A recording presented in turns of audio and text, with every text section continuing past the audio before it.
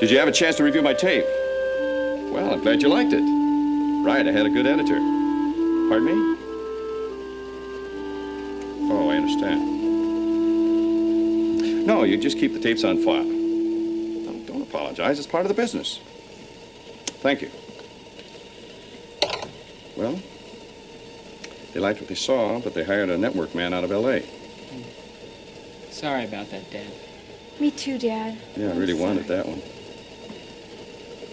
Well, it just means the Lord's got something better in mind. Come on, why don't we sit down? Everything's ready. Lori, I'm not very hungry right now. Why don't you and Peter go ahead without me, okay? Ah, come on, Dad. Peter?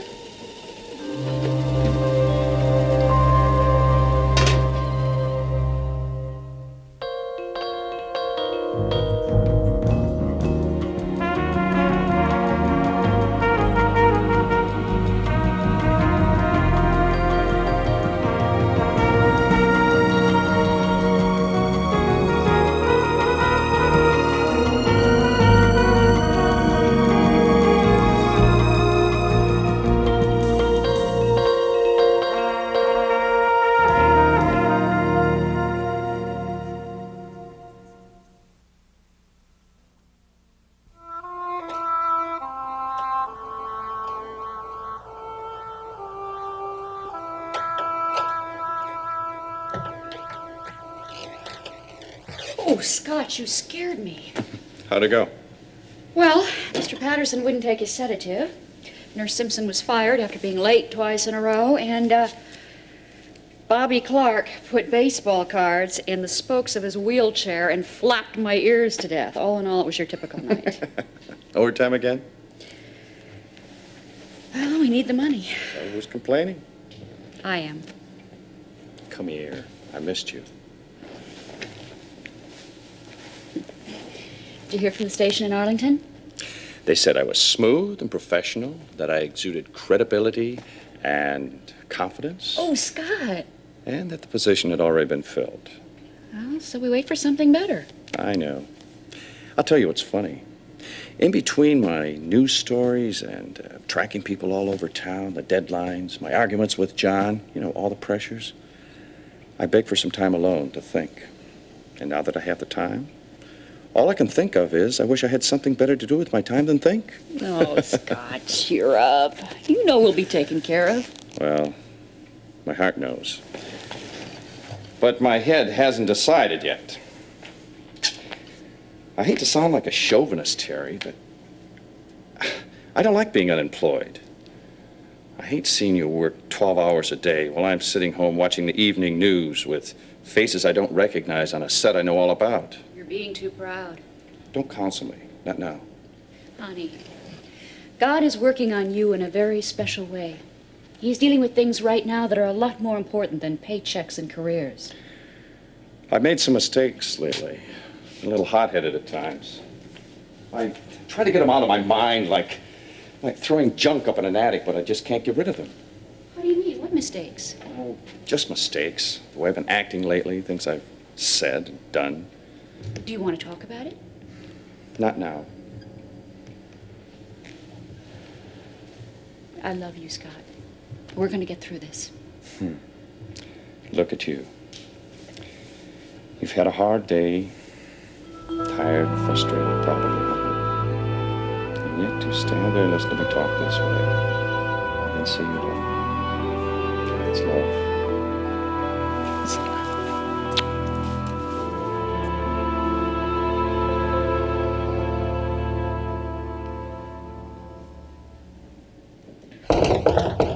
It's open. Hey, lady. Hey, man. I like that. What you doing, looking for a job? Nope. Garage sale. No. And what are you looking for? A home. Someplace to live. You moving out? I thought you were gonna stay. That was BYFL. What? Before your fight with Lori. She's coming back here, huh? Yep, soon. I agree, then. I don't want you here with her. Well, then help me find someplace to live. Oh, come on. Mid-semester? No way. Not on this campus. Okay, I have an idea. Hmm? Why don't we put Lori in your room and you can move in here with me? Sounds real good to me. Yeah. The hour's late, Russ. Don't start anything that you can't finish, all right? I promise. Yeah. I won't. Come on, this isn't helping me find someplace. All right. I'll just shoot on back to my room, and won't we both be happy? Oh, come on. You know I'd love for you to stay. It's just around here everybody knows everything. Oh, well, who cares about that? Go, let's get a place together, you and me. We'll move off campus. Two can live as cheaply as one, right? Are you serious? Yeah. Yeah, I am serious. I'm very serious.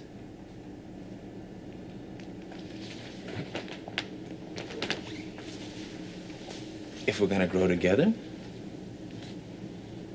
and if we're gonna find out if we've really got something going, then we gotta give ourselves the opportunity, right? Come on. Trust me, we'll do it. You know I trust you.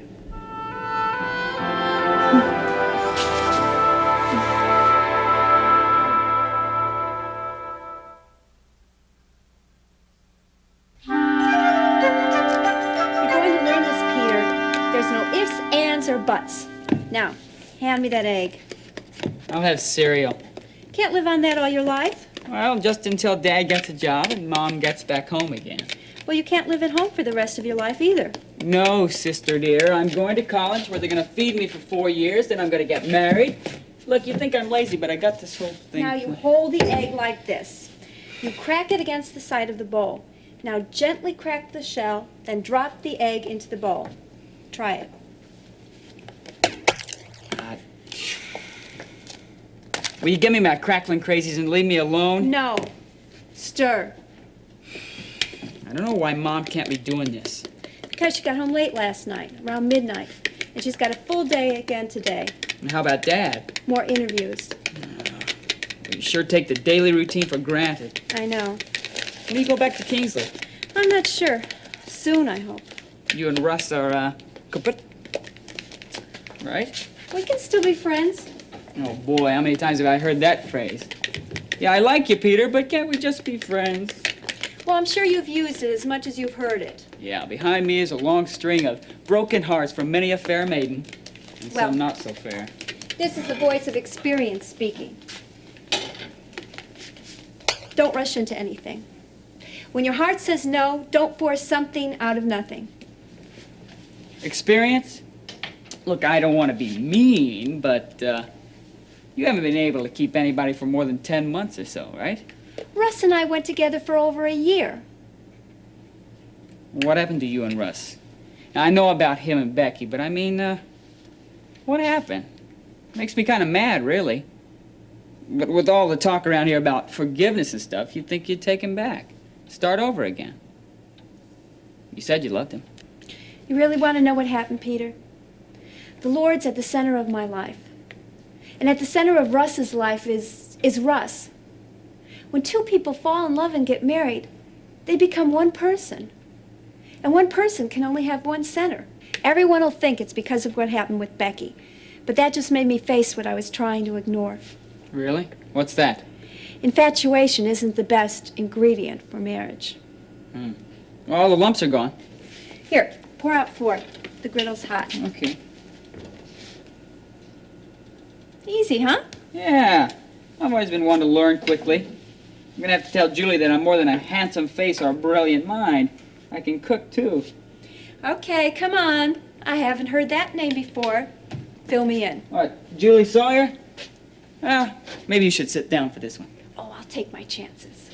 Julie Sawyer is more than a cheerleader. She's a cheerleading captain. You know, you'd think all she has to do is walk down the hall with 2 front-line gorillas on each arm. But she took pity on you, right? Hey, this could be serious. How long have you known her? 5 days. Look, time doesn't matter when you're in love. Peter, I just explained what really matters in a relationship. Look, I'm not gonna force into anything. Peter. No, she's not in the Sunday school choir, but that doesn't mean she's untouchable. Peter. When they start bubbling, take this and flip them over. I promised Mom I'd wake her up at 8:15. She is a cute girl. Uh-huh. You're too old to understand teenagers. I heard that.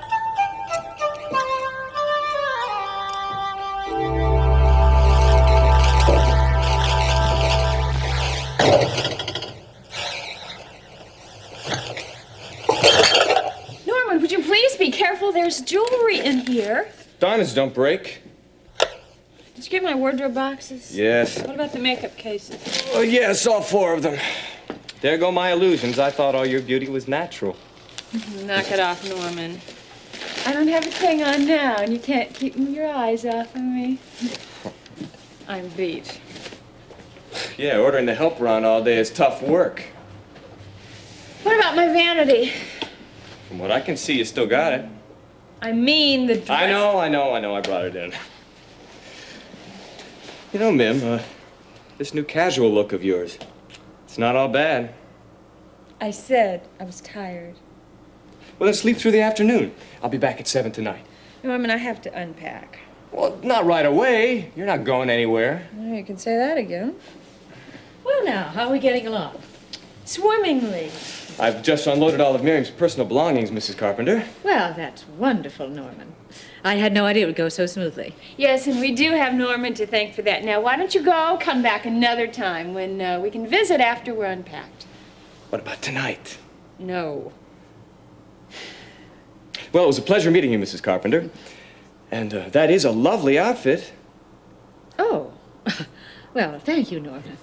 And sometime soon you must come and dine with us. Okay, I'd like that. Bye, Mim.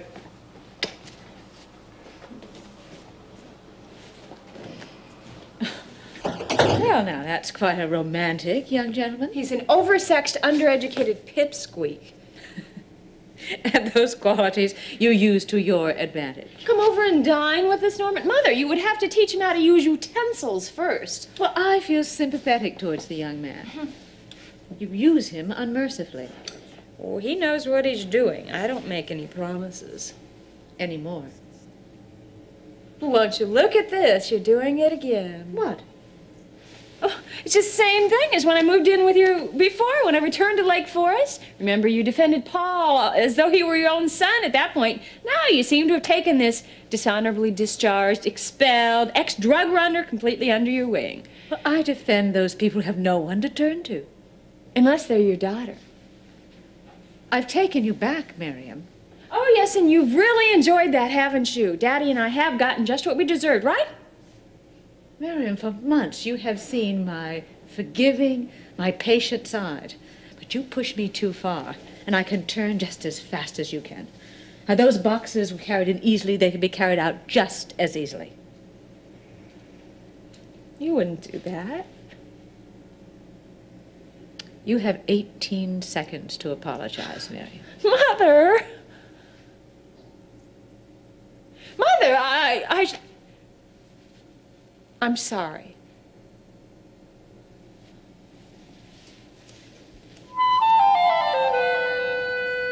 Careful, Miriam.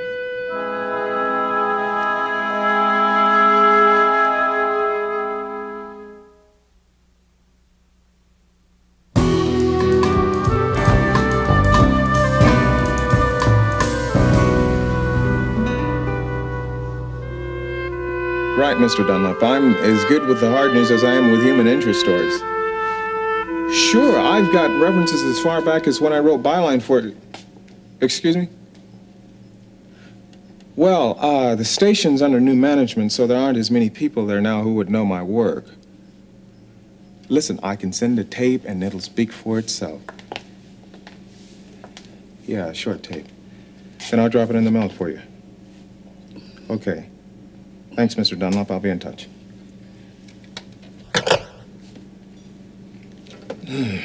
Thank you, Mr. Dunlap, for giving me 2 minutes out of your precious schedule. How'd it go? Oh, 8 hours of work is wonderful exercise. Oh, Mom, don't give me silver linings. Do you know what he asked me when I offered him an audition tape? How long is it? I should have said 3 minutes, Mr. Dunlap, but you can view it in 35 seconds. All you have to do is push the fast-forward button. Are you hungry? Yeah, all this pleading and begging has worked up a man-sized appetite. How long is the tape? Ham and cheese oven melted. Yeah, with a glass of milk and a pickle, please. How about a side order, some good news? I got some if you're willing to hear it. Yeah, I'm waiting. I got a lead on a job for you. In news? Better than news. I know Ethel Jeffries. That lady who works down at Hargrave's Laundromat? One and the same. No, she's really got a lot of pull in this town, Mom. She just happened to be Stan Master's sister. You know, he's the security guard down there at the arcade. Mom, some of the circles you travel in, Oh, I tell you. James, Stan's father-in-law works down at the furniture factory down there at Mello. And his nephew, Manfred Washington, he just happened to work down at the county offices. Manfred knows Sam Marshall, director of Planning and Development.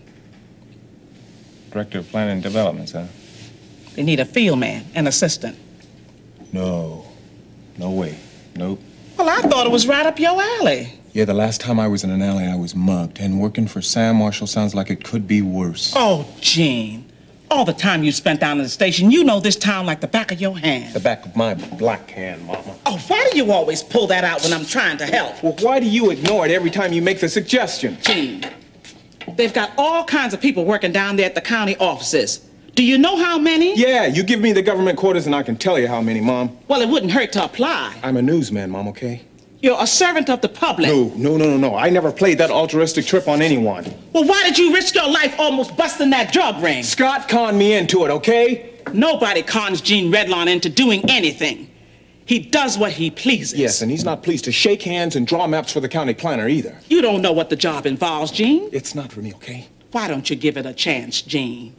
You've a talent. You see problems like nobody else sees them. You report the news as it is, not as folks want to hear it and see it.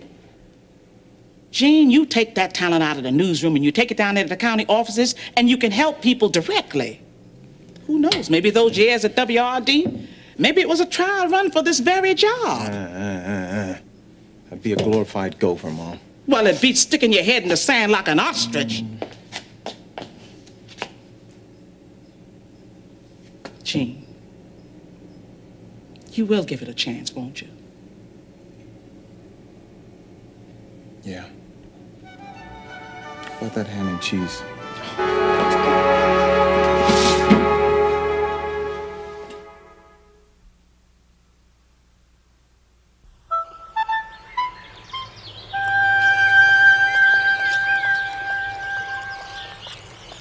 Are they good? Hi, Francis. May I join you? Sure, sit down. Want some? Oh, no, the grease isn't good for my digestive tract. Do you have any coleslaw? No, I'm sorry. Becky, are you going to move out of the dorm? Is that true? Yeah. Well, life goes on, Francis. I mean, you can't step in the same river twice. Huh? Where are you going to move to? I'm not sure yet. You're not going to live alone. I mean, that would be a change for you. You're such a people person. Well, you're going to find out sooner or later. Russ and I are going to move. What's the word? We're going to... Cohabitating. Perfect word. I don't know, Becky. I don't think that's a good idea. Russ is... Well, I mean, I don't think he has your best interest at heart. Look, Francis, there's something you have to understand, all right? I love Russ. I see his faults, but I love him still. This will be our little secret, okay? Well, it's going to get out sooner or later. Make it later. Here, save those for dinner.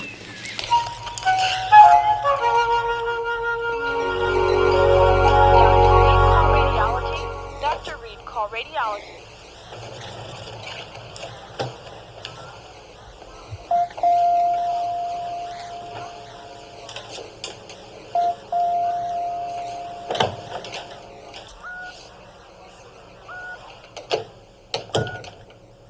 I'm glad you're awake, Jeff.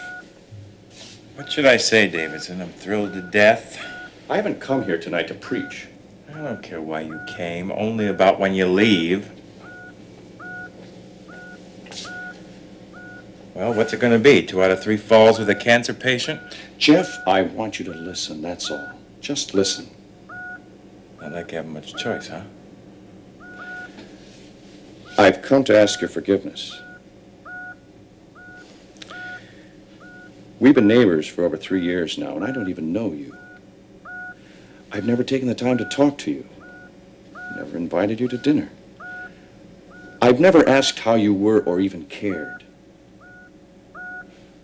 Jeff, I came here tonight to say I'm sorry. I'm sorry I was too busy. I'm sorry I was so concerned about myself that I forgot about you. I claim to be a Christian, yet that night that you came to my house drunk, I threw you out. Jesus said that as Christians we should love our neighbors as we love ourselves, yet that night I failed you, as I have many other times. I asked the Lord to forgive me, and he has. But he reminded me, I need your forgiveness too.